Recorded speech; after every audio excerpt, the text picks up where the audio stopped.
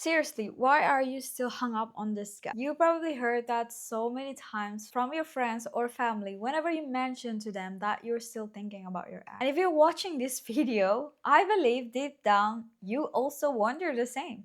Hi, I'm Kalinda. Over the past 5 years, I've assisted and guided people through tantric embodiment to help them heal deep-seated trauma and reconnecting with their authentic self so that they can form a healthy relationship with themselves and attracting healthy love into their life. One thing I've noticed is that the dysfunction that shape your childhood is also the thing that draws you to certain people and relationship dynamics in your adult life. Most of us didn't receive enough love from our parents to develop a healthy nervous system. And if you're someone who grew up in dysfunctional family or abusive household, with emotionally unavailable or even narcissistic adults around you, not only you did not get the love you needed, you also form a skewed perception of what love and relationship is about. If you learn early that you need to work for attention, for love and affection from your caregivers, or if your house situation growing up is very chaotic and unreliable, your nervous system take that as a normal. And as you move forward into your life, what's normal for you is this chaos. And that's why as you enter romantic relationship in your adulthood, you're most likely to lean towards trauma bonding or attracted to people who mirror this wound that you're so familiar with. And trauma bonding is a form of attachment where you get enough love just to get hooked, but never enough to make you feel secure. And because your nervous system is so used to dysfunctional, this chaos, you just affirm that this is what love's supposed to be. How it usually plays out is that this man comes into your life, they made you feel so special, and for the first time in your life, you're like, whoa, I I feel seen.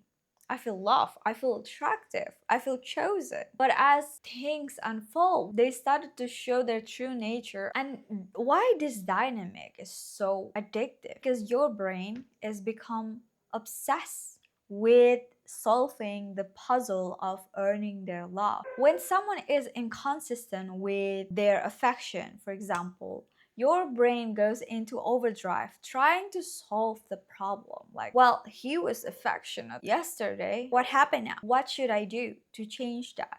And because you learned early on that you had to work for love, you put everything onto yourself. You made it like your life mission to prove your worth, to prove that you're good enough, just so that you can get their love. So you become more accommodating, you become more understanding.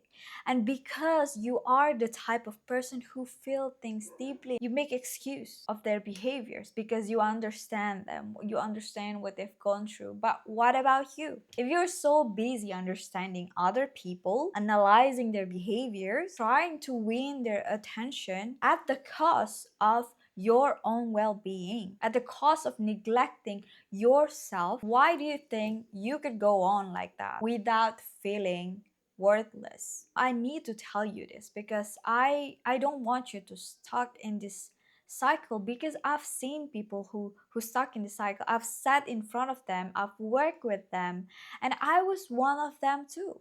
So I knew how it felt. Deep down, you know you deserve better, but there is still hope. Like you're so addicted to this hope that he will turn around and finally see you fully, finally love you wholeheartedly, even though this person time and time again show you with their action how they felt about you. So how do you stop this cycle that keep you stuck where you at right now? You want to break free, you want to move forward with your life, but you still find yourself thinking about this person, hurting yourself, and spend your mental energy into trying to solve a puzzle that is no longer relevant in your life. What I need you to understand that this is not just happening in your head, so you can't move forward by just thinking about it.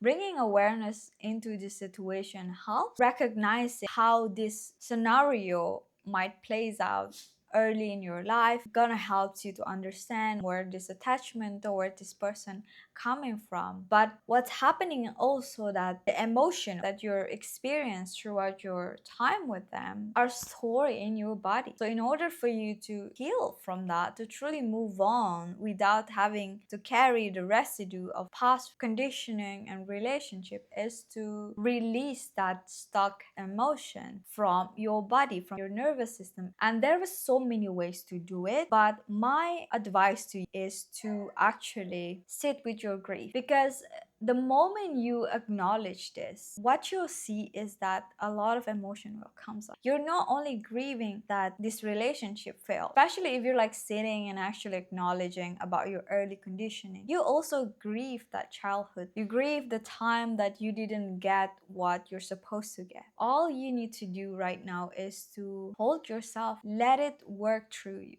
Good thing about emotion is that a lot of people think that they need to do like a bunch of different stuff to release emotion, except sit with it. If you're not allowing yourself to feel that feelings, it will continue to be stored in your body. So what you need to do is sit with that. And the other things that you can do to support yourself in this moment is to write. Grab that pen and paper, write it down, and be more intentional. What I want you to do actually is to write whatever it is that you want to say to this person or wish they said to you. You write it down. What usually comes after heartbreak is the needs for closure, right? And we mistaken closure by talking through things with our ex. But never in history that brings you closure. It only brings you drama and even more pain. The thing is, like, with closure, it's nothing about like that person telling you that I'm sorry I've hurt you, because why would you need that anyway? Why would you need someone who clearly hurt you to affirm, to tell you, hey, you are hurting? You know you're hurting. You don't need them to tell you that, right? You don't need their permission to feel or experience whatever you experience from your standpoint. I guarantee you can give that closure to yourself. Closure is all about like accepting the situation and giving yourself that reassurance, that safety, that things is okay, things will be okay, and you are okay. Give yourself the grace to ask and receive support from people, from your friends, family, because grieving is a lonely thing. It tricks you into thinking that you're the only person who've experienced this, but you're not. And you don't need to be alone in this. And the fact that you're watching this video, I hope it brings you some comfort. I hope it brings you some clarity. And I hope that you get that pen and paper and started writing and give yourself the love that you deserve.